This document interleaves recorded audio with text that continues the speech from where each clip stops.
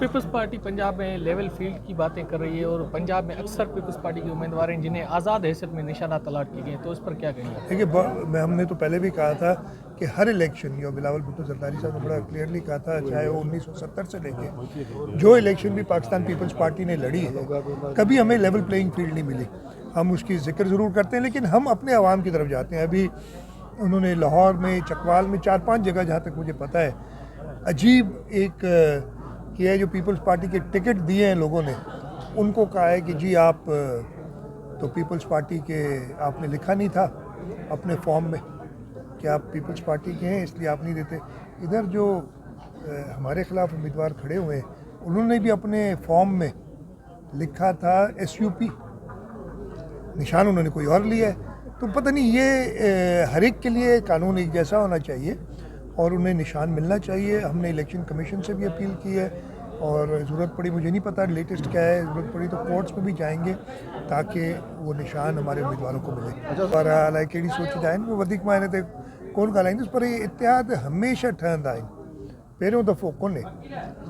2018 जी election में भी हिकिड़ो ई उम्मीदवार हो मुंहिंजे मुक़ाबले में, ऐं पीपल्स पार्टी जो उम्मीदवार, त ॿी का जमात न बीठी हुई, सभिनी हुनखे सपोर्ट कयो। हर जॻह ते ईअं थींदो आहे, तो हिकिड़ी का नई ॻाल्हि आहे कोन।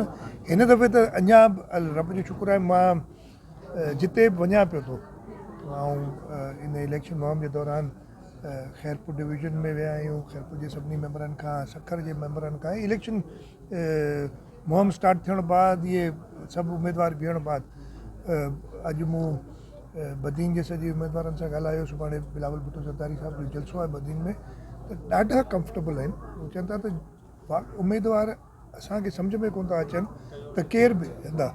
हाणे ज़रूरु टिकेट के हिकिड़े वरिती आहे या हिकिड़े खे मिली आहे, उहो भले हिकिड़ो अलॻि थी बीहे, उन सां फ़र्क़ु कोन थो पए। इंशाअल्लाह ताला पाकिस्तान पीपल्स पार्टी 2024 वारी इलेक्शन सॼे पाकिस्तान में, सिंध में त पुराना सभु रिकॉर्ड तोड़ींदी, इहो तव्हां हिते आओ हिते इंशाअल्लाह, ऐं सॼे पाकिस्तान में सभिनी खां वॾी पार्टी बणिजी उभरंदी।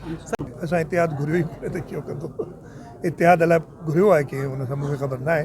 कंहिं पाकिस्तान पीपल्स पार्टी इतिहाद जी ॻाल्हि न कई आहे PTI सां। प्लस लंडन प्लान जी मूंखे त ख़बर न आहे। असां त हिन मुल्क जे आवाम जी ॻाल्हि कंदा आहियूं। इहे प्लान ॿिया माण्हू करे ईंदा आहिनि तयारु, ऐं उन्हनि खे पाणे इन मुल्क जी आवाम जवाबु ॾींदी। जेसि ताईं पाकिस्तान पीपल्स पार्टी जो ताल्लुक़ु आहे, उहो हींअर खां न, हमेशह, चाहे वो शहीद ज़ुल्फ़िकार अली भुट्टो हुजे, चाहे शहीद मोहतरमा बेनज़ीर भुट्टो हुजे, आसिम अली ज़रदारी साहब हुजे, या बिलावल भुट्टो ज़रदारी साहब हुजे, उहो आवाम जे तरफ़ उन अवामी प्लान ते भरोसो कंदा आहिनि। हींअर बि जॾहिं ॿिया सभु अञा कमरनि में वेठा आहिनि, निकिता ई कोन आहिनि, हाणे शायदि निकिरणु शुरू कयो अथनि, त बिलावल साहब त महीने खां सॼो KPK में पंहिंजा वर्कर्स कन्वेंशन, बलूचिस्तान में जलसा, सिंध में जलसा, पंजाब में जलसा, माण्हुनि ॾे पियो वञे। सो इहे ॻाल्हियूं पाण में हिननि जा अगरि इशूज़ आहिनि, को लंडन जो प्लान थो ठाहे, को अमेरिका जो प्लान थो ठाहे, असांजो अवामी प्लान आहे, पाकिस्तान जे अवाम सां गॾु प्लान आहे। पीपल्स पार्टी जी लीडरशिप, पाकिस्तान पीपल्स पार्टी जी हर को माण्हू जॾहिं इलेक्शन जे लाइ टिकट जे लाइ अप्लाई कंदो, पर लीडरशिप जो फ़ैसिलो जेको थींदो आहे उहो फाइनल थींदो आहे। उन ते को बि क़िस्म जी ॻाल्हि वधीक न थींदी आहे। पोइ वरी असां पाकिस्तान पीपल्स पार्टी जो उम्मीदवार जंहिंजो निशान तीर हुजे, उनखे वोट कंदा आहियूं। ॿिए कंहिंजी ॻाल्हि हूंदी कोन्हे। सो इहो अजाई जेकी ॻाल्हि आहे, उन खां पहिरीं बिल्कुलु सभु को माण्हू पंहिंजी कोशिशि कंदो आहे इलेक्शन जे टिकट लाइ। ॿी जेकी ॻाल्हि कई तव्हां सेनेट वारी, उहो त इलेक्शन कमीशन अॼु सुबुह जो मूं तव्हांजे टेलीविजन जे थ्रू ई कोन थो मिले मौक़ो, ॾिठो त हुननि चयो त इलेक्शन मुलतवी करणु जेको जवाज़ ई कोन्हे, का ॻाल्हि ई कोन्हे। जेकी ॻाल्हियूं कनि था, मूं हिते पहिरीं बि कयूं आहिनि, जेके 2 जवाज़ ॾियनि था, हिकिड़ो त वाह सी आहे, हिते वाह घटि में घटि जामशोर ज़िले में तव्हां लाइ कीअं कोट पाए वेठा आहियो, असांजो कोट पाए कोन थो वञे, गर्मी थी वई आहे। पर जिते किन इलाइक़नि में सी ज़रूरु हूंदो ऐं हूंदो आहे, उन सां कारोबार ज़िंदगी ऐं ख़ासि तौर ते आवाम जी आवाज़ बंदि न कबी। ॿियो छा ॻाल्हि कनि था त दहशतगर्दी या छा, तो दहशतगर्दी जो प्लान इहो आहे, आवाम जी आवाज़ बंदि कनि, चाहे वो गोली हणी बंदि कनि या हुनजो पंहिंजो हक़ न इस्तेमालु करे बंदि कनि। इहो त दहशतगर्दी जे हथ में खेॾणु हूंदो अगरि कंहिं बि तरीक़े सां इलेक्शन पोस्टपोन थिए। तव्हां जेके नाला वरिता आहिनि, अगर वो ज़ियाउल हक़ ये ज़ुल्फ़िकार अली भुट्टे के शहीद करे,